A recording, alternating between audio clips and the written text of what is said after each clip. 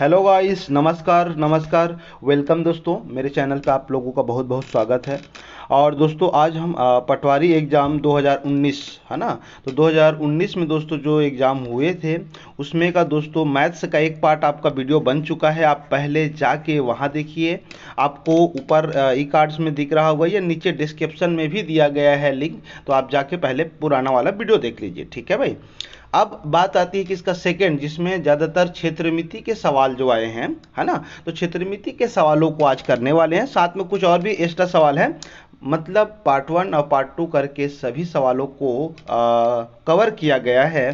तो आप दोस्तों देखिए और अनुमान लगाइए, और आने वाले समय में जो पटवारी एग्ज़ाम होने वाले हैं है ना, तो उनके एक पैटर्न्स को आप रूबरू होइए कि यार इस तरीके से सवाल आते हैं, और आपको एक अराउंड मतलब लेके चलना है सराउंडिंग कि हाँ यार इस तरीके से ही सवालों को ज़्यादा प्रैक्टिस करिए। कहने का मतलब, हालांकि अब लेवल बढ़ रहे हैं, सवालों का थोड़ा सा पूछने का तरीका भी बढ़ रहा है, तो यार उससे परेशान नहीं होना है। बहुत सारे सवाल बहुत ईजी होते हैं। अच्छा, एक चीज़ मैं आपसे ये डिस्कस कर देता हूँ कि टोटल यदि आप व्यापम के कोई भी पेपर देते हैं, अप्रोक्स लगभग सभी है ना, कुछ चुनिंदे को छोड़ के, तो 30 नंबर आपका मैथ्स जो है दोस्तों वो कंपलसरी है, आपको पता होना चाहिए।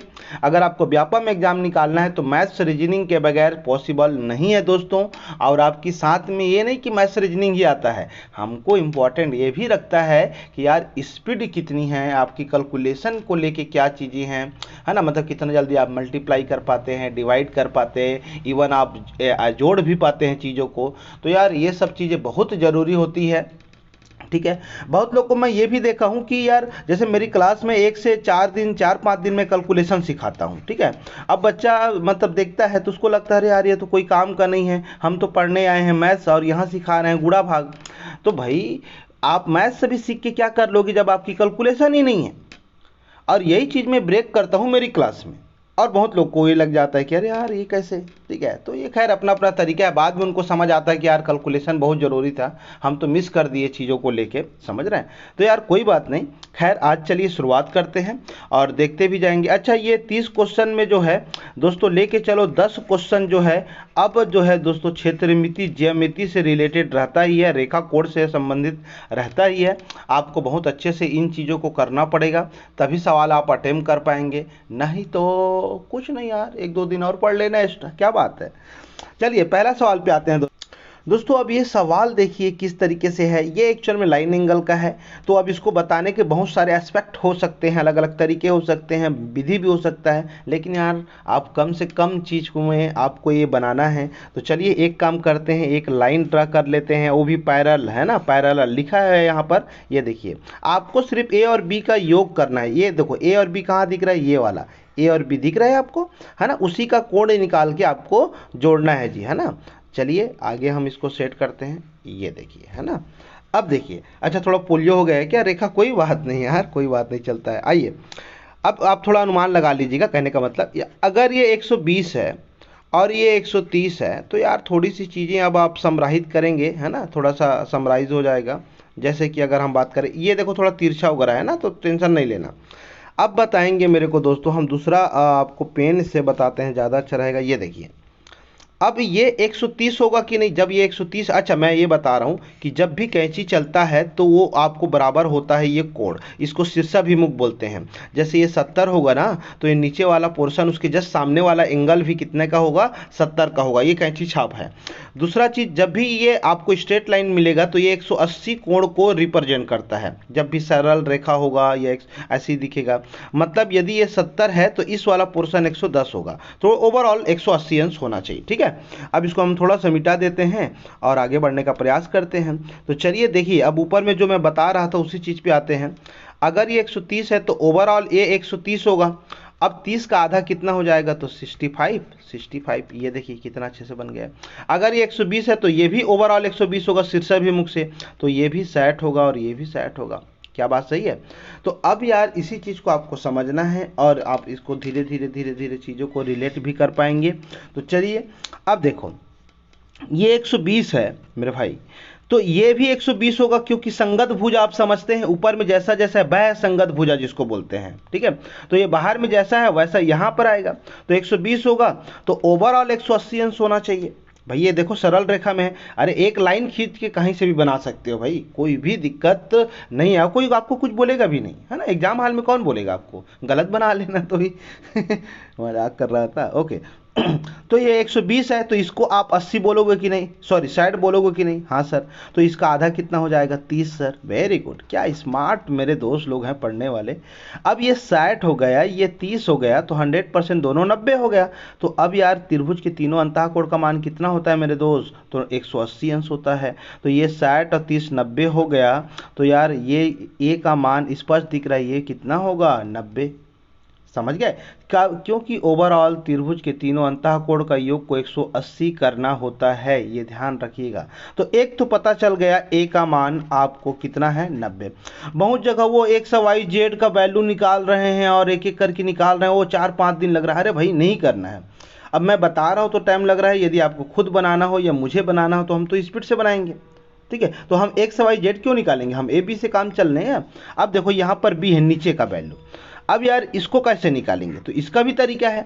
अब ये आपने ये बोला कि सर ये तो 30 हो गया, अब ये वाला पता कर लेते हैं और त्रिभुज के तीनों अंतः कोण कर लेंगे। मैं बोला हाँ यार बिल्कुल सही बोल रहा हूँ।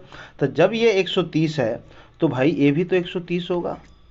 जब 130 है तो इसके अंदर में टोटल अगर हम 180, शीर्षाभिमुख इधर होगा, हम 180 बना रहे हैं तो 130 है, तो यार नो डाउट अनडाउटली आप इस 130 का करेंगे तो कितना हो जाएगा, तो यार ये 50 हो जाएगा ना। 180 करना है, ये बगल अगल बगल वाला 180 बनता है, तो 25 यहाँ पर बनेगा बंटवारा होके, 25 यहाँ बनेगा। तो ये वाला जो है, ये वाला ये 25 हो गया मेरे दोस्तों, और ये वाला जो बन के आ गया है यहाँ वाला, ये देखिए थोड़ा सा कलर कर देता हूँ, ये आ गया 30। 25 और 30 कितना हो गया, 55। तो नो डाउट दोस्तों अब यहाँ वाला जो b का मान है ये निकल जाएगा। तो 180 में 55 घटा देते हैं दोस्तों, चलिए आइए घटाते हैं।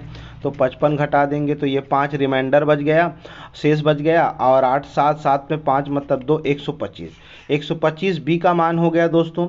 अब सवाल में यही पूछा है कि दोनों का योगफल कितना होगा, तो 5 12 और 5 21, तो 215 डिग्री योर आंसर।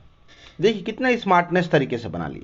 यदि आप नए दोस्त हो और थोड़ा सा टाइम लगता है समझने में तो डोंट वरी यार, एक दो बार वीडियो देखेंगे, चीज़ों को समझेंगे, पढ़ेंगे तो यार ऑब्वियसली बनेगा ना, समझ रहे हैं। तो इससे डिप्रेस नहीं होना है कि यार यार क्या हो रहा है, समझ नहीं आ रहा है। तो लेट्स ट्राई दोस्तों, नया सवाल लेते हैं। दोस्तों ये सवाल जो आपको दिख रहा है ये एक्चुअल में समरूप त्रिभुज की जो गुण होती है, प्रॉपर्टीज होती है, उसके बेस पे बना है। जैसे आप पढ़ते हो ना ज्योमेट्री में, थेल्स पर में पढ़ते हो, थेल्स पर में पढ़ते हो ना भाई, हाँ उसी में, तो उसी का सवाल है। तो इसका जो मेन फंडा है दोस्तों, अब समरूप त्रिभुज हम नहीं बना रहे हैं, इसकी ज़रूरत नहीं है, तो डायरेक्ट आपको पता होना चाहिए त्रिभुज ए बी सी का जो परिमाप होगा, परिमाप का मतलब अगर सिंपल लैंग्वेज में समझे दोस्तों तो सभी भुजाओं का योग होता है ना। परिमाप मतलब योग होता है, इसको ध्यान दीजिएगा। हाँ, डी ई एफ दूसरा वाले का परिमाप हो गया, ठीक है भाई, बिल्कुल आप समझेंगे। इसके बराबर दोस्तों उनकी भुजाओं का अनुपात होता है, सिंपल ओरिएंटेड, उनकी एक भुजाओं का अनुपात होता है, तो ये लिख दीजिए एक भुजा का, ठीक है। अब कुछ भी नहीं करना है, आप ये परिमाप मतलब जितने भी भुजा, अब भाई त्रिभुज की कितने भुजाएं होते हैं, तो बोलोगे सर 3 तो भुजा होगा, तो तीनों को जोड़ने का वो परिमाप हो जाता है। तो बस सर कुछ नहीं करना, आप डेटा दे दिया है आप लिख लीजिए यार, सिंपल सी बात है एकदम। तो आइए त्रिभुज ए बी सी का कितना दिया है नहीं पता सर, उसको तो निकालना है। ओके ओके ओके कोई बात नहीं। नीचे डी ई एफ का परिमाप दे दिया है 50 centimetre, now you check it, ये देखो 50। ए बी का वैल्यू दे दिया है ऊपर में, आप देख लो 18.2, ठीक है ना भाई, चल रहा है, सही चल रहा है ना लाइव। अच्छा मैं गणित पढ़ा रहा हूँ क्या, मैं लाइव के बारे में बात कर दे रहा था यार, गड़बड़ हो गए। ये देखो ये तेरा, अब तिर्यक गुणा करो और ख़त्म करो मामले को, ठीक है। तो 50 को 18.2 के साथ गुणा करेंगे इसको, है ना, तो ये आएगा दोस्तों 18 पंचे 90 और 5 दूनी 10, तो 1 91, 910 आएगा, नीचे में आ जाएगा 13, 13 से कटाएंगे तो 70, 13 7 91, है ना, और एक जीरो बच गया। 70 सेंटीमीटर कहाँ है ये 70 सेंटीमीटर आंसर हो गया। समझ पा रहे हैं। तो ये थ्योरी है, ये थ्योरम है ना, प्रमेय जिसको बोलते हैं, इसको याद रख लीजिएगा, बहुत इंपॉर्टेंट है। अच्छा इसी से रिलेटेड समरूप त्रिभुज से एक और बता दूं क्या, सब लोग यदि हाँ बोलते हैं तो मैं बनाना चालू करूँगा, क्योंकि बहुत लोग कमेंट ही नहीं करते, उनको अपना फ़ायदा मिल जाता है कि हमको जो चाहिए था देख लिए हैं। यार आदमी बनाता है वीडियो या टाइम निकालते हैं, उसका तो वैल्यू होना ही चाहिए, है ना। कितना मेहनत भी करते हैं आपके लिए, वीडियो अपडेट करो, स्टोर करो, तो यार और टाइम भी निकालो। ऐसा थोड़ी है कि आपके लिए टाइम नहीं निकाल रहे हैं, तो भाई आपके लिए थोड़ा सा मेहनत आप थोड़ा सा हम ले लीजिए कि शेयर कर दीजिए, ताकि हम बच्चों तक पहुंच पाए यार, है ना। बहुत लोग को तो इतना भी नहीं पता है कहाँ कहाँ क्या क्या पढ़ रहे हैं, उनको समझ ही नहीं आता, बाद में पता चलता है अरे यार मैंने 2 साल बर्बाद कर दिया। तो यार सही जगह से सही गाइडेंस लेना भी जरूरी है ना। फिलहाल आइए, तो दोस्तों एक और चीज़ बता दे रहा हूँ, मुझे अब लग रहा है कि आपको बता ही देना चाहिए, तो चलिए मैं आप नोट कर लेंगे। एक ये तो परिमाप का है, एक क्षेत्रफल का भी याद रखेंगे। मान लो पहले वाली जो भी ए बी सी का हम क्षेत्रफल ले लेते हैं, है ना, एरिया ले लेते हैं, तो इनका जो क्षेत्रफल है और दूसरे त्रिभुज का जो है, यदि समरूप हो तब की बात है ना, ध्यान दीजिएगा, है ना। तो क्षेत्रफल है, दोनों के क्षेत्रफलों का अनुपात उनके भुजा के वर्गों का अनुपात होता है, ये याद रखेंगे। परिमाप में उनके सिर्फ भुजाओं का अनुपात होता है, लेकिन उनके क्षेत्रफल में उनके भुजाओं के वर्गों का मतलब अनुपात होता है। इससे काफ़ी बार बहुत सारे सवाल आ चुके हैं दोस्तों, बहुत सारे सवाल आ चुके हैं। नोट कर लो, दिमाग में सेट कर लो। यदि आप ये नहीं कर पाते हो क्षेत्रमिति में, तो पेपर देने मत जाना, क्योंकि ये लगातार सवाल इससे या इससे दोनों से एक सवाल बना ही रहे हैं। अब व्यापम का एक फेवरेट क्वेश्चन है, ठीक है, तो इसको कर ही लेना, इससे रिलेटेड सवाल कर लेना, आपको मैं आइडिया दे दिया हूं, है ना। चलिए आगे बढ़ते हैं। अब ये दोस्तों ये देखो 3 सवाल लगातार क्षेत्रमिति के मिल चुके हैं, सोचिए। अब मैं यही बोलता हूँ दोस्तों, ये जो समचतुर्भुज है इसकी आपको प्रॉपर्टीज थोड़ी सी जाननी पड़ेगी, ज़्यादा तो नहीं, लेकिन थोड़ी सी तो आपको आनी ही चाहिए। चलिए देखते हैं क्या बनाते हैं, समचतुर्भुज बना लेते हैं। ये देखिए दोस्तों, ये आपको पता होना चाहिए कि इसके जो विकर्ण की जो लंबाई है, समझ रहे हैं, तो ये जो विकर्ण की लंबाई दोनों तरफ का अलग अलग होता है। जैसे ये D1 ले लिए और ये D2 ले लीजिए, है ना, तो दोनों अलग अलग होते हैं। बशर्त यह है कि दोस्तों ये 90 डिग्री पर काटते हैं एक दूसरे को, ये याद रखेंगे, है ना। समचतुर्भुज की मैं डेफिनेशन बता रहा हूँ, है ना। अब मैं जो जो बोला हूँ लिख लो भाई, ओए लिख लो, काम आएगा। क्या कर रहे हो आप?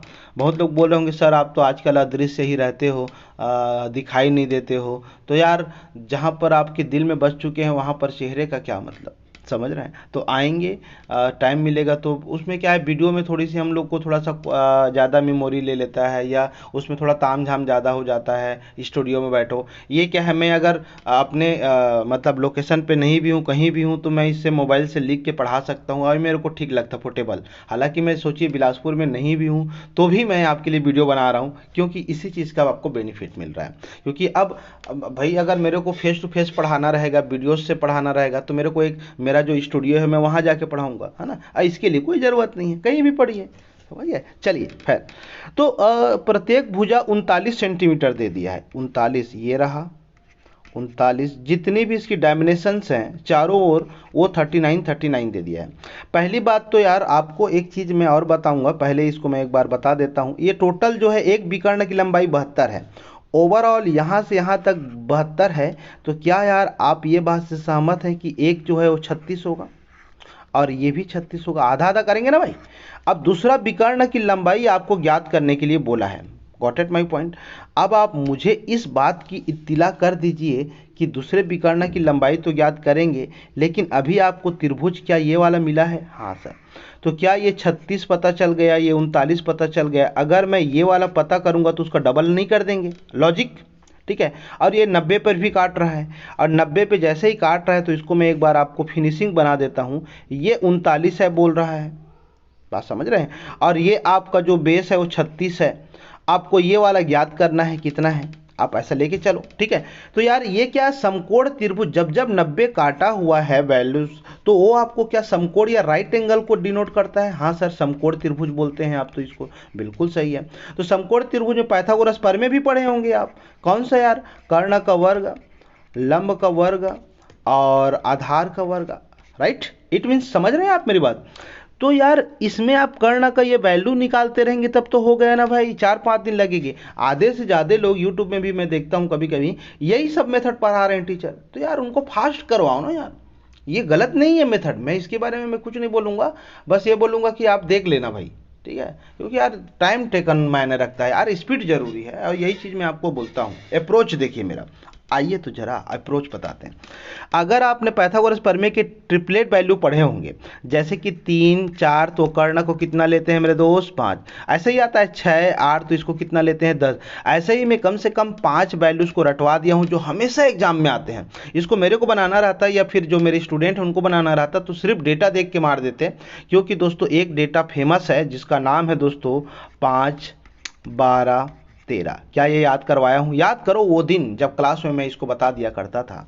तो दोस्तों ये 5 और 12 और 13 मतलब 100% दोस्तों ये भी रेशियो उसी का बना हुआ है। एक्चुअली में आप देखो ये जो 39 है वो कहाँ से आया है, तो 13 तिया 39 होगा। सिमिलरली 3 का गुणा किए हैं तो 36 कहाँ से आया होगा, 12 तिया 36। समझ आ रहे हो? तो ये इसके वैल्यूज हैं, अब इसको निकालने की जरूरत नहीं था। तो यहाँ पर जब ये 13 12 है तो ये ऊपर वाला कितना रहता है 5, तो इसका भी 3 गुना कर देंगे तो 5 तिया कितना हो जाएगा 15। तो दोस्तों ये निकल के आ गया 15 और 15 यहाँ पर भी, तो टोटल विकर्ण की लंबाई कितनी हो जाएगी 30। आंसर हो गया भाई। अब नेक्स्ट टाइम इसको याद रखना, जब भी 39 वाला फिगर आता है, डेटा आता है, तो आप समझ लेना कि ये 5 12 13 का ही काम किया हुआ है भाई। और ये आपको समकोण त्रिभुज शंकु सब जगह काम आएगा। ये मैं जो बता के रखा हूं ना क्लास में ट्रिपलेट वैल्यू, ये the biggest concept of forever. आप उसको था तक जाते ही नहीं, आपको ये बताया जाता है कि फार्मूले बिना काम नहीं दोस्तों बहुत लोग को मानना है कि यार फार्मूला रटेंगे तभी होगा, टीचर लोग भी यही बता देते हैं कि यार तो जाओ पढ़ लो जाओ फिर, है ना, फार्मूला लगा लो भाई। जरूरत नहीं होता यार, चीज़ों को अप्रोच देखिए, चीज़ों को रिलेट करिए, तब तो मज़ा आएगा यार, समझ रहे हैं। चलिए फिलहाल बेस्ट तरीका बता दिया हूँ मैं, आगे आइए दोस्तों। ये भी देखिए घनाभ वाला सवाल आ गया है ना। तो ये देखिए क्या लिखा है, धातु के बने एक घनाभ का भार 500 है। यार घनाभ आया है मतलब आप समझ गए कि ये 3D का सवाल है। और घनाभ की अगर हम वेट की बात करें, वजन की, तो यार इसको हम प्यार से वैल्यूम या क्या बोलते हैं दोस्तों, आयतन बोलते हैं, राइट। अब आयतन का क्या होता है, तो लंबाई चौड़ाई और ऊंचाई होता है, समझ रहे हैं, यही तो होता है ना आयतन बराबर। अब इसका एक तरफ का भार दे दिया है 500 kg, और उसमें पहले जो बीमा है मतलब जो डायमेंशन भुजा है उसमें पूर्व की बीमा में 20% बढ़ा दिया जाता है या 20% कर दिया जाता है, राइट। तो आपको नए घन आपका भार याद करना है, ये थोड़ी सी ट्रिकी और कम इसका अप्रोच देखिए, एक बहुत सिंपल सवाल था लेकिन घुमा दिया था। तो आइए पहला जो भार है, दूसरा जो भार है, तो पहले भार का जो आयतन है वो ABC होगा, अभी हम कुछ चेंज नहीं किए हैं। नाउ सेकेंड भार जो है वो 20% बढ़ा देते हैं, तो A का 20% बढ़ा दो दोस्तों, चलिए B का 20% बढ़ा दीजिए, ये भी ठीक है, सबका 20% बढ़ाना है हर एक बीमा का, ठीक है। तो C का बढ़ा देंगे तो 20 बटे कितना 100 हो गया, समझ रहे हैं।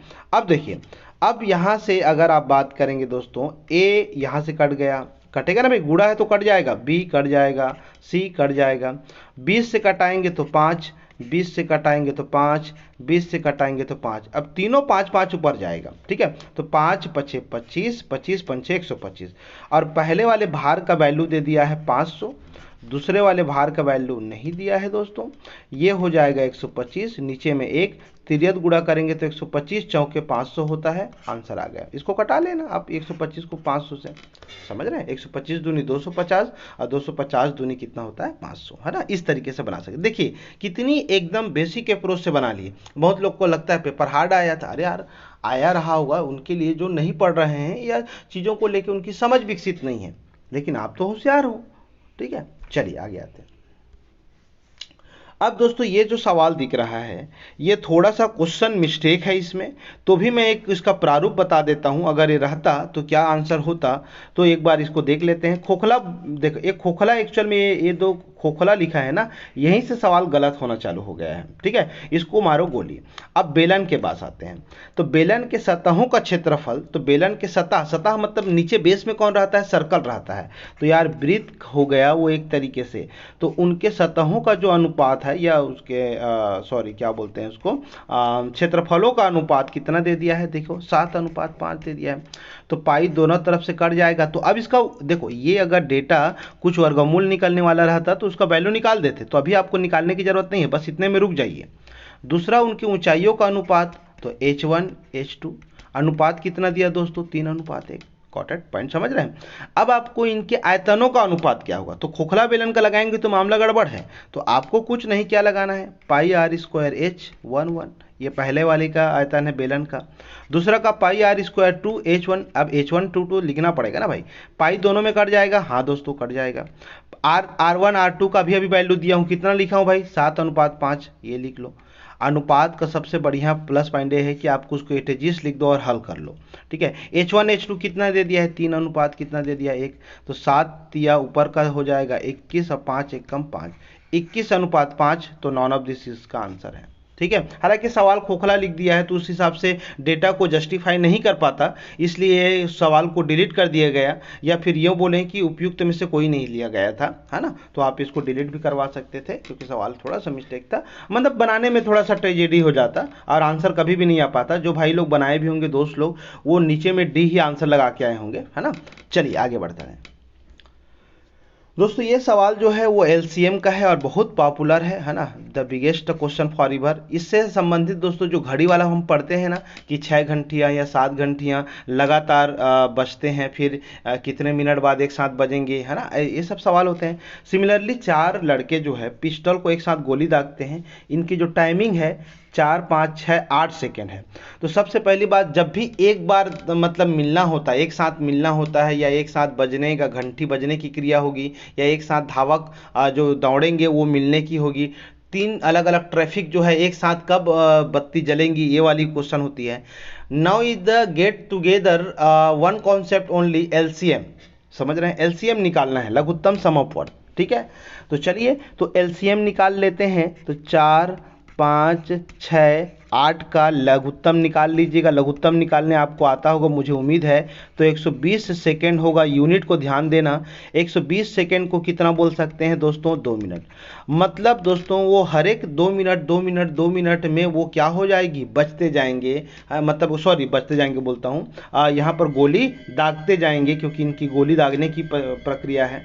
अब सवाल में ये बोला है यार कि प्रथम बार एक साथ गोली दागने के पश्चात 30 मिनट में, सवाल देखिए 30 मिनट के अंतराल पे कितने बार वह गोली दागेगा, ये आपको कॉन्सेप्ट है। तो यार पहली बात तो यहाँ पर आप जानते हैं कि इसको कैसे करेंगे। तो ये जो अंतराल दिया रहेगा उसको इसकी जो एलसीएम रहेगी उससे भाग देना है, तो आपको उतनी टाइम्स जो होगी या बार वो पता चल जाएगा। तो दोस्तों ये हो जाएगा आपका 30 मिनट हो जाएगा। और कितने मिनट, ये लघुत्तम कितना निकला है 2 मिनट के अंतराल में, तो ये 2 मिनट के अंतराल में कट जाएगा तो कितना आ जाएगा 15। तो जी हाँ दोस्तों 15 बार आंसर है आपका। लेकिन बहुत लोग कुछ होशियार हैं, डेढ़ होशियार बोल सकते हैं या होशियार बोल सकते हैं उनको ये बताया जाता है कि क्लास में यार एक बार जोड़ना है आपको हमेशा। तो भाई क्यों जोड़ना है उसका कारण भी तो बताए होंगे आपके टीचर, समझ रहे हैं। एक कन मतलब का ये है कि वो एक बार को भी जो स्टार्टिंग में हुआ रहता है उसको भी यदि हम शामिल करते हैं तब 16 बार आता दोस्तों। लेकिन यहाँ पर ये सवाल नहीं पूछा है, यहाँ पर पूछा है प्रथम बार एक साथ गोली दागने के पश्चात, after now in the gate ट्रूगेल, जो हो गया है एक बार उनका गोली दाग गया है उसके बाद की बताना है। तो दोस्तों इसका आंसर 15 आएगा। बहुत सारे लोग उसका आंसर 16 भी बता रहे थे, कुछ मेरे टीचर, तो उनसे निवेदन है कि गलत मत बताएं, है ना, ठीक है, क्योंकि उसकी कॉन्सेप्ट पढ़िए क्या लिखा है। तो एक बार होने के बाद की प्रक्रिया, हाँ टोटल पूछते तो एक जोड़ना कॉमन, एक जोड़ते तब वो 16 होता, समझ रहे हैं। नहीं अब वो बोला ही नहीं है, पहले वाले को छोड़ने के लिए बोला, तो भाई काहे जोड़ोगे आप, हाँ बताओ। तो चलिए दोस्तों नेक्स्ट सवाल पे आते हैं। ये भी लघुत्तम का धूमधाम से सवाल है, इसको तो आप यार ऐसे ही बना सकते हैं, है ना।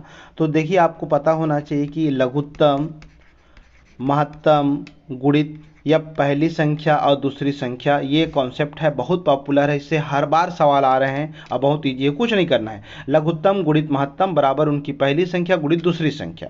अब डेटा को लिख लो यार, 5083, राइट, है ना। और महत्तम कितना मेरे भाई 23। और बता दीजिए पहली संख्या 391 और दूसरी संख्या बता दीजिए। तो नहीं पता सर, कोई बात नहीं। तो यहाँ पर यार आप इसको भागित कर ले। अच्छा देखो यहाँ पर ऑप्शन निगलेक्ट भी कर सकते हो, कटा भी सकते हो, आपके ऊपर है। बट यदि आप चाहोगे, जैसे इसको एक बार मैं ऐसे बता देता हूँ, है ना। ये हो जाएगा 23, 391 नीचे आ जाएगा ना, ओके वेरी गुड। और ये हो जाएगा दूसरी संख्या 23 से कटाएंगे तो ये 17 हो जाएगा। मैं यूनिट डिजिट से खेलना चालू कर दिया था दोस्तों, ठीक है, इसको ध्यान रखना। 17 से इसको कटाएंगे दोस्तों तो 299 आएगा। जी हाँ दोस्तों, 299 इज द करेक्ट आंसर। इसको आप हल कर लेना, गुणा भाग ही है। हालांकि अगर आप चाहोगे तो इसको इस तरीके से भी बना सकते हो, मैं वो भी तरीका बता देता हूँ। देखिए, ये इकाई को दोनों को गुणा करेंगे दोस्तों तो 3 तिया कितना होगा 9। तो ये इकाई में अब इसका भी कोई नंबर होगा, उसका भी कोई इकाई होगा यहाँ पर, तो कितने का गुणा करेंगे एक में तो 9 आएगा। तो यार ऑब्वियसली 9 से गुणा करेंगे तब ना 9 आएगा, एक ऑलरेडी है तो एक में कितने का गुणा करेंगे तो 9 आएगा, तो 9। तो दोस्तों यहाँ पर इकाई में 9 होगा, वही उत्तर होगा। तो यार ये 7 तो पहली बात हो ही नहीं सकता और 3 भी आपका आंसर नहीं हो सकता। Got it my point. इस तरीके से भी चीज़ों को आप बना सकते हैं। अब दूसरा चीज़ आप गेस करोगे तो यार आपको इसको थोड़ा सा गेस करना पड़ेगा। जैसे देखो 17 है, अब 17 से ये 50 को कटाओगे तो 17 तिया तो 51 हो जाएगा, जबकि ये 50 है। तो यार 17 दूनी 34 ही करना पड़ेगा, आप इसको कटाओगे तो यार 100% बी वाला आंसर है। तो आपके ऊपर है कि आप यूनिट डिजिट से खेलना चाहते हैं, इसीलिए मैं कैलकुलेशन सिखाता हूँ मेरी क्लास में कि बच्चे सीखें। बहुत सारा मेथड आने के बाद भी अगर आप में वो चीज़ कैलकुलेशन या जो एक कॉन्सेप्ट होता है ना, अप्रोच होता है, डायनामिक अप्रोच जो आप बोलते हैं, है ना, कि यार यूनिट डिजिट का खेल क्या होता है ना, सम डिजिट का खेल क्या होता है ना, तो ये और कौन सा मल्टीप्लिकेशन करेंगे तो ये डिजिट प्राप्त होगा, ये सब आपको क्लास में सिखाया जाता है मेरी क्लास में। और मेरी ऑनलाइन क्लास भी चल रही है, यदि आप पटवारी के लिए क्लास करना चाहते हैं स्पेशली, या हॉस्टल अधीक्षक के लिए, तो दोस्तों बहुत सारे वीडियो बने हैं, लगभग 195 से ऊपर की वीडियो बने हुए हैं। आप देखिए, बहुत सारा कॉन्सेप्ट दिए हुए हैं, रीजनिंग मैथ्स एकदम धुआं धुआं हो गए हैं। आप डाउनलोड करिए ड्रीम दर्शन, ठीक है, और आप वहाँ से ड्रीम दर्शन का ऐप डाउनलोड कर लीजिएगा या कॉल भी कर लेंगे, आपको डिस्क्रिप्शन में पूरा डिटेल दिया रहता है, तो आप वहाँ से देख लीजिएगा, ठीक है। आगे बढ़े, चलिए भाई दोस्तों, ये सवाल जो है बहुत ट्रिकी और एकदम, देखिए मैं 4-5 लाइन लिखूंगा और आंसर आ जाएगा। बहुत लोग इसको इतना डाइवर्जेशन बता रहे हैं यार, पूछो मत। बहुत लोग इसका स्टैंडर्ड बेसिक फार्मूला क्या बता रहे हैं पता है? जैसे ये 81 है तो यार 81 को दशमलव को पहले कन्वर्ट कर लो, तो दशमलव गिन लो 1 2 3 4, तो ये हो जाएगा, ये ऐसा करके 4 हो जाएगा। और घात में कितना हो जाएगा भाई 1/4। सिमिलरली दोस्तों नीचे में भी वही प्रोसीजर है, तो ये 16 हो जाएगा और नीचे में दशमलव को कन्वर्ट कर देंगे कितना 1000, और घात में कितना है मेरे भाई 4 है ना। तो अब इसको कन्वर्ट करेंगे, फिर बगल में गुणा 10.5 है, ठीक है। This is the wrong way, ये बहुत लेंदी है, ये बेसिक के लिए ठीक है लेकिन ये लेंदी प्रोसीजर है, बहुत लेंदी प्रोसीजर है। मैं घातांक करनी पढ़ाया हूँ, आपको याद आ रहा हो, मैं सिर्फ 3 लाइन 4 लाइन लिखूंगा और उत्तर आएगा, क्योंकि वो चीज़ें आपको मैं आपके दिमाग में सेट कर दिया हूँ कि आपको आगे क्या करना चाहिए। आइए आपको दिखाता हूँ कि हम इसको बहुत जल्दी कैसे करें। दोस्तों अगर हम इसकी बात करें तो देखिए, यहाँ पर दशमलव की संख्या यहाँ पर भी 4 है, यहाँ पर एक, कहने का मतलब दोस्तों यहाँ पर दशमलव की संख्या कितनी है 4 है, यहाँ पर भी दशमलव की संख्या कितनी है 4 है, मतलब दशमलव के बाद संख्या कितनी 4 है। तो दोनों में जब 4 4 है तो ये जीरो वाला फंडा खत्म करो ना भाई। अब 81 ऐसा नंबर है जिसके घात हम 3 की घात 3 लिखेंगे, सॉरी 3 की घात 4 लिखेंगे, और बगल में 1 कौन बैठा है 4। तो यार ये आपको पता होना चाहिए, क्लास में भी बताया था कि 100% जो ये घात में ये जो 4 दिख रहा है ना, मतलब ये जो अंदर वाला वैल्यू उसी के प्रारूप में ही टूटता है, 100% श्योर है ये, ठीक है। सिमिलरली अगर ये 16 है तो ये 2, हम इसको बता सकते हैं 2 की घात 2 कर सकते हैं, अब बगल में ये 4, मतलब ये 4 हो जाएगा, ये 4 हो जाएगा, 2 को 4 बार गुणा करेंगे तो 16 आएगा, ये देखो। तो ये पूरा खत्म हो गया, ये खत्म हो गया। तो फाइनली आपके पास क्या बचा 3/2 बचा है दोस्तों। Got it my point. अब बगल में 5 है तो 5/10 लिख सकते हैं, दशमलव था ये तो 5/10।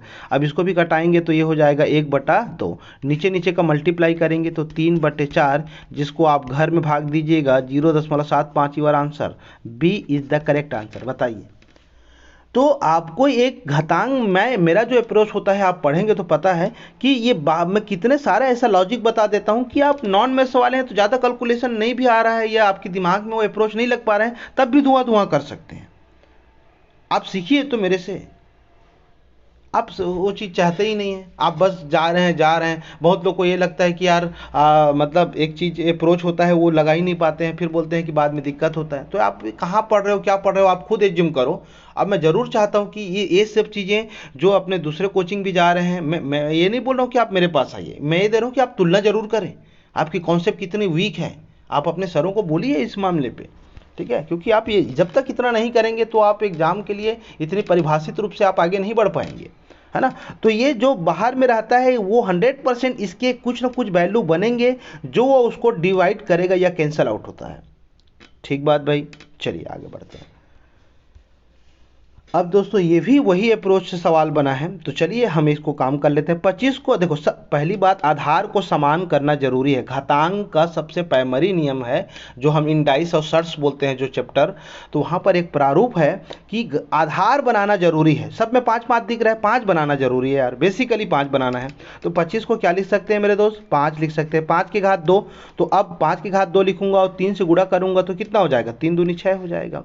नीचे में भी यही भाई साहब बैठे हैं, ये देखो 5 की घात 6, ठीक है।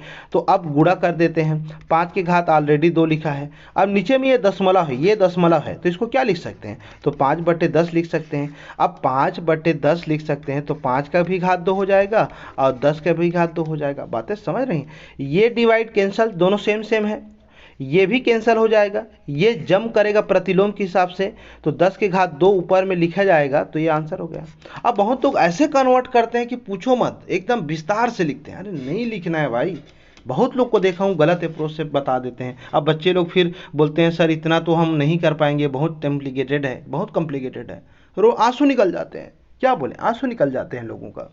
चलिए खैर मेरे साथ पढ़िए तो आंसू नहीं, आपकी हिम्मत बढ़ेगी और कॉन्फिडेंस बढ़ेगा कि आप यार नॉन मैथ्स वाले हो के भी यार मतलब टक्कर दे रहे हो सभी विद्यार्थियों को, तो कितना मज़ा वाली बात हो जाती है ना।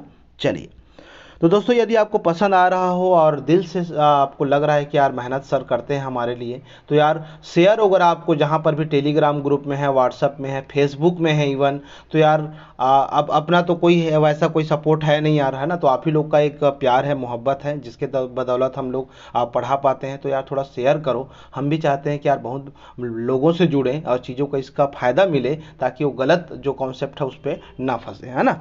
चलिए ये सवाल जो आपको दिख रहे हैं दोस्तों, ये वाला है ना, ये एक्चुअल में एवरेज आयु का है, तो इसको बहुत ट्रिकी कॉन्सेप्ट से बना सकते हैं। इसका स्टैंडर्ड जो बेस है वो क्या होता है, तो वो बता देता हूँ। 35 विद्यार्थी जो हैं उनकी एवरेज आयु कितनी है यार, 17 है, समझ रहे हैं, है ना, यही तो है ना। 35 जो स्टूडेंट हैं उनकी जो एवरेज जो है वो कितनी है, 17 है, तो इसको गुणा कर दो तो 595 आएगा, आप गुणा कर देना, है ना। अब एक कक्षा के शिक्षक, ये देखिए शिक्षक शामिल हुआ है, ठीक है, तो विद्यार्थियों की औसत आयु 18 वर्ष है। तो जब यार अब 35 थे, अब हो जाएंगे 36, तो इनका 18 वर्ष हो जाता है। तो जब इनका गुणा करेंगे तो हो जाएगा 648। दोनों के बीच अंतर देख लो कितने का होगा, 53 का, तो उत्तर हो गया यार, कुछ करना ही नहीं था, बताओ। हालांकि इसके लिए अलग अलग मेथड भी बताते हैं दोस्त लोग, और सही भी है, गलत नहीं है, लेकिन जिसमें आपको सीधा रोड लगे, ज़्यादा दिक्कत नहीं है और इजी भी है, वो काम करें तो ज़्यादा अच्छा है ना। तो इस तरीके से बना लीजिएगा। हालांकि एक और मेथड है, लेकिन मैं जिक्र नहीं कर रहा हूँ। जैसे मेरी क्लास में रहता है तो मैं एक सवाल के 2-3 मेथड जरूर बताता हूँ, लेकिन अभी आपको सॉल्यूशन देखना है तो इट्स ओके। दोस्तों ये सवाल जो है ये पानी टंकी का है, बट ये अगर हम बोलें तो उसका भी नहीं है, ये आपकी जो एक एकीक नियम या आधारभूत एक बेसिक कॉन्सेप्ट के बेस पे बनता है। तो आइए इसको बनाने का प्रयास करते हैं। तो एक टंकी जो है दोस्तों 4/7 जो भाग है वो एक्चुअल में इसकी जो फुलफिल करने की या भरने की जो टाइमिंग है वो कितनी है, 8 आवर्स है, ठीक है। तो आप मुझे बताएंगे एक भाग को भरने के लिए, एक कंप्लीट भाग को भरने के लिए क्या होगा। तो ये 8 हो जाएगा, 7 ऊपर में हो जाएगा, नीचे में 4 हो जाएगा, तिरत गुणा हो जाएगा, है ना। ऐसे ही होगा ना भाई, एक इतना भाग का 8 है तो एक भाग का निकालेंगे, ऐसे निकल जाएगा। तो 4 दूनी 8, 7 दूनी कितना घंटा हो गया, 14 घंटा हो गया। तो जब एक भाग को भरने में 14 घंटे लग जा रहे हैं, तो आप बताइए सवाल में क्या बोला है, तो आधा भाग को भरने में। तो यार आधा भाग को भरने में अब इतना तो कॉमन सेंस लगाएंगे, जब एक भाग को 14 लग रहा है तो उसके आधे भाग को कितने घंटे लगेंगे, 7 घंटे लगेंगे, आंसर आ गया। अब इसके लिए भी आदमी ये अप्रोच लगाता है कि उस सूत्र फार्मूला वगैरह लगाएगा तो गड़बड़ है मामला। हाँ चलिए, अब ये देखिए, ये सवाल को सिर्फ और सिर्फ प्लस माइनस के लिए दिया गया था, बाकी इसका कोई यूटिलाइजेशन नहीं है, फालतू के फालतू क्वेश्चन है, सिर्फ माइनस को आपको बाहर निकालना है, गुणा वगैरह भी करने की जरूरत नहीं है। तो एक बार कर लेते हैं अगर आप चाहोगे तो। चलिए दोस्तों ये बताइए, इसको जब आप गुणा करेंगे तो क्या होगा, तो माइनस और माइनस, अच्छा ये बता देता हूँ, माइनस और माइनस का गुणा करते हैं दोस्तों तो प्लस होता है, ध्यान दीजिएगा, ठीक है। अगर माइनस और प्लस का गुणा करेंगे दोस्तों तो माइनस होगा। ये दोनों बेसिक चीज़ है जिसको आपको पता होनी चाहिए, ठीक है ना। एक भी माइनस आया गुणा होगा तो माइनस होगा, और जो माइनस माइनस है तो होगा वो तो प्लस ही होगा, है ना, इसको याद रखना। चलिए, तो ए बी को गुणा करेंगे तो दोस्तों ए बी हो जाएगा। ए और सी को गुणा करेंगे तो नो डाउट दोस्तों माइनस ए सी हो जाएगा, क्योंकि ये प्लस है और ये बाहर में माइनस है तो हो जाएगा। अब दोस्तों बगल में कौन बैठा है, माइनस सी बैठा है, आएगा उसका भी हम निराकरण करेंगे, प्रबंध होगा उसका भी, है ना। अब ए बी को क्या लिख सकता हूँ, तो माइनस को बाहर निकाल दो, हम ए प्लस बी लिख सकते हैं, ठीक है ना, वो वही है, एक ही बात है, उसको हम लिख सकते हैं सर। अब देखिए सी को अगर गुणा करते हैं यहाँ पर, आप ध्यान से देखेंगे दोस्तों, ये सी को अगर गुणा करते हैं यहाँ पे, है ना, ये तीनों चीज़ों में, तो क्या होगा, तो ये देख लीजिएगा, सी को गुणा करेंगे माइनस आ जाएगा सी। अब देखिए यहाँ पे सी हो गया और ए बी और माइनस ए सी, ठीक है, और नीचे में आप लिख पा रहे हैं तो ये ए प्लस बी, तो दोनों में दोस्तों माइनस माइनस कट गया। अब आपको जो बचा है वो आपको दिख जाएगा। हालांकि इसमें जो है कॉमन और भी निकाल सकते हैं, ए भी कॉमन निकल जाएगा ना, हाँ बिल्कुल। तो देखो कैसे निकालते हैं, सी और ए सी तो ऑलरेडी है, ए बाहर निकाल दीजिए तो बी बच गया, और क्या बच गया दोस्तों, जब ए निकाले हैं तो सी बच गया, ठीक है, ये हो गया। अब नीचे में क्या हो जाएगा, ए प्लस बी, ये कहाँ पर है चेक करो, ए प्लस बी तो सब में नीचे में है, ये दोनों में है ना, और बी माइनस सी चेक करो, ये देखो ए बी माइनस सी, ये देखो बी माइनस सी, आंसर हो गया। अब भाई सी को इधर लिख दिया, अब कोई फांसी नहीं लग जाएगा, सी को इधर लिख दिया। बहुत लोग ये सोचेंगे सर पहले क्यों नहीं लिखे, अरे भाई गुणा है, गुणा में कहीं पर भी रखो कोई दिक्कत नहीं है। आपके दो दोस्त हैं, दोनों को बराबर इक्वलिटी देना, चाहे आप दायां बैठाओ चाहे बायां, आपके दोस्त ही तो है ना उन लोग, हाँ लड़ाई झगड़ा नहीं करना, हाँ तुम मेरा दोस्त है, तुम मेरा भाई है। चलिए नेक्स्ट आ जाते हैं दोस्तों। अब ये वाला सवाल जो आपको दिख रहा है ये रेशियो का सवाल है। अब यार जब भी रेशियो का सवाल आएगा, मैं कई बार बोला हूँ कि आप इसके पीछे की जो बिहाइंड द सीन है वो मत अपनाओ, डायरेक्ट वैल्यू रखो और आंसर लेके आओ, बिल्कुल 100%, है ना। इसको आप बहुत लोग इसको हल करने बैठ जाते हैं, तो यार उसमें भी आंसर आएगा लेकिन वो टाइम लगेगा, तो सीधा सीधा कुछ नहीं, ए का वर्ग, तो ए में कितना है 3, तो 3 का वर्ग कर लो, तो 3 तिया 9, बी बराबर कितना है भाई 4, तो 4 का वर्ग मतलब 16, ये देखो नीचे का आ जाते हैं, दोनों को जोड़ दो, 3 और 4 कितना हो गया 7, 7 का वर्ग कर लो, तो 16 और 9 हो जाएगा दोस्तों 25, और नीचे 7 सत्ते 49, देख लो भाई आंसर कहाँ है, सी हो गया। कुछ नहीं करना है, इसको आपको बस वैल्यूज को डायरेक्ट रखना, हालांकि इसके जो बेसिक नियम है वो अलग होते हैं, बट आपको अनुपात वाले सवालों को इसी तरीके से इंगेज कर देना है, ठीक है। चलिए दोस्तों, ये वाला सवाल जो आपको दिख रहा है ये एक्चुअल में देखिए, अब बहुत लोग घबरा जाते हैं, यहीं पर मामला है कि सर ये क्या क्या लिख दिया था एकदम, भाई समतल वित्तीय ठोस, अरे भाई तेल लेने जाइए, इसका कोई मतलब नहीं है, खत्म करो इसको। शंकु लिखा है, हाँ चलिए आगे बढ़िए, खत्म बात। शंकु ऐसा ही होता है, ये देखिए टोपी बना देते हैं, है ना, ये देखिए इस तरीके से, है ना, ये देखिए। अब ये शंकु है, देखिए अब बहुत लोग को लगेगा अरे यार हम तो पढ़े नहीं है, नहीं बनेगा, अरे रुको ना भाई, मैं बता रहा हूँ ना, रुकोगे थोड़ा, नहीं पढ़े हुए तो भी समझ आएगा, एकदम फांसी नहीं लगता है। देखो व्यास कितना दिया है 10 इंच, व्यास का मतलब दोस्तों 2 त्रिज्या होता है, तो टोटल ओवरऑल जो है वो 10 दिया है, तो इसकी जो त्रिज्या है वो कितनी हो जाएगी 5 हो जाएगी, गॉट इट पॉइंट। ऊंचाई कितनी है 12 इंच है, तो ये 12 हो गया, और ये कितना हो गया दोस्तों 5 हो गया, बात समझ गए। तो यार मैं फिर से बोलूँगा, मैं पहले भी अभी जस्ट मेरी क्लास के 10 मिनट पहले बताया हूँ कि अगर ये 12 है ये 5 है, तो यार इसकी तिर्यक ऊंचाई जो एल बोलते हो ये कितनी हो जाएगी 13। बताओ, पाइथागोरस प्रमेय लगाने की जरूरत नहीं है। बहुत लोग पाइथागोरस प्रमेय लगाएंगे क्योंकि उनको पता है कि लंब दिया है और आधार त्रिज्या दिया है, तो यार कर्ण निकालने के लिए पाइथागोरस लगाते हैं, जबकि हमको लगाने की जरूरत नहीं है। सोचिए आज के क्लास में ही मैं ट्रिक को अप्लाई कर दिया हूँ, अब बताइए क्या लोगे मेरे से, और क्या एक्सपेक्ट करोगे यार, हैं। बस यार प्यार मजबूत होनी चाहिए, सिंपल सी बात है ना। अब बहुत लोग इतना डिप्रेस हो जाते हैं कि सर हमारा सिलेक्शन नहीं हो रहा है, ठीक है यार, किस्मत होती है, कभी कभी नहीं होती है, लेकिन आप ईमानदारी से मेहनत ना करो, ये तो बात भी सही नहीं है ना। 100% आप दिए क्या, आधे से ज़्यादा तो व्हाट्सएप में लगे हुए हो स्टेटस देखने में, आधे से ज़्यादा फेसबुक में लगे हुए हैं इधर उधर की बातें देखने, और बहुत लोग डिबेट करने में लगे, अरे यार इसमें एग्जाम में ये नहीं दे रहा है, इस एग्जाम में ये, शिकायतें ज़्यादा हैं तो खुशी कहाँ से ढूंढोगे साहब, शिकायतें लेके चल रही हो, हैं? चल रही हो, चल रहे हो, आई मीन मैडम लोग भी हैं तो सबको बोलना पड़ता है।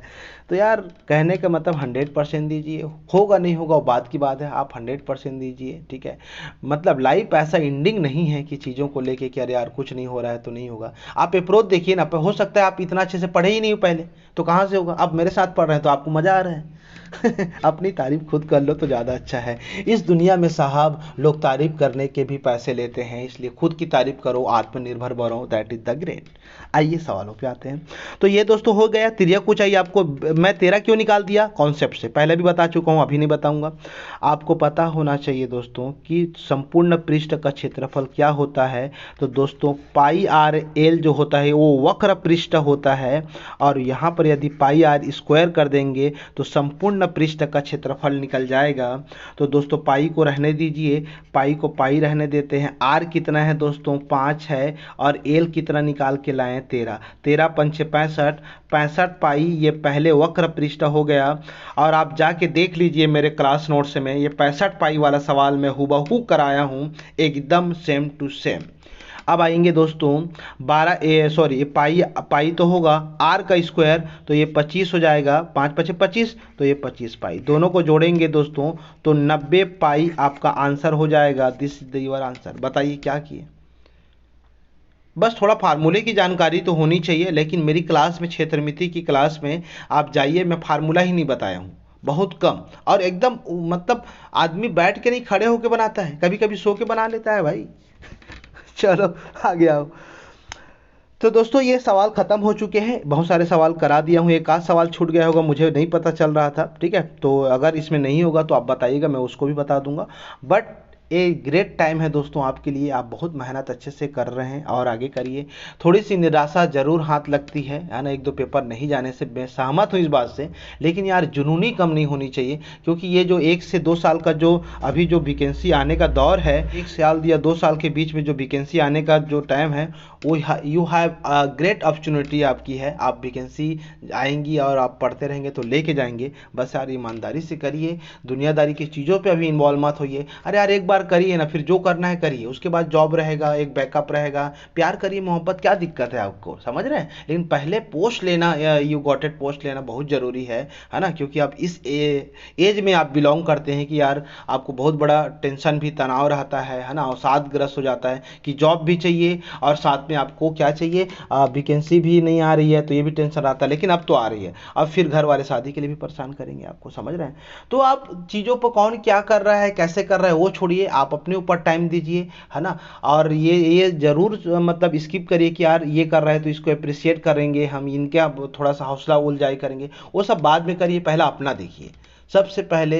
अब मैं हमेशा बोलता हूं कि आप अपने कंफर्ट जोन को बाहर निकलिए और अपना चीज़ों को रिलेवेंट करिए और मेहनत करते रहिए, जरूर सक्सेस हाथ लगेगी। आप जब अपने आप पे 100% देंगे ना यार, जब अपने आप पे 100% देंगे ना, तो लिख के ले लीजिए, गारंटी है इसकी कि आप कहीं ना कहीं कुछ ना कुछ पोस्ट लेके जाएंगे। लेकिन हम 100% नहीं देते, क्योंकि 50% तो किसी दूसरे के माइंड में गिरवी रखते हैं, क्योंकि उनकी यादों में खोए रहना ये मेरी आदत है साहब, आदत है। तो जाओ, आदत में घुस जाओ और वहीं निपटा जाओ और वहीं चले जाओ घर, कुछ होने वाला नहीं है। तो ये उम्मीद रखते हैं हम आपसे कि मेरी बात समझ आई होगी। तो यार डोंट वरी, कीप साइलेंस और पढ़ते रहिए, मुस्कुराते रहिए, और मेरे साथ पढ़ेंगे तो अच्छा ही मिलेगा। तो थैंक यू वेरी मच दोस्तों, lots of love, thank you very much.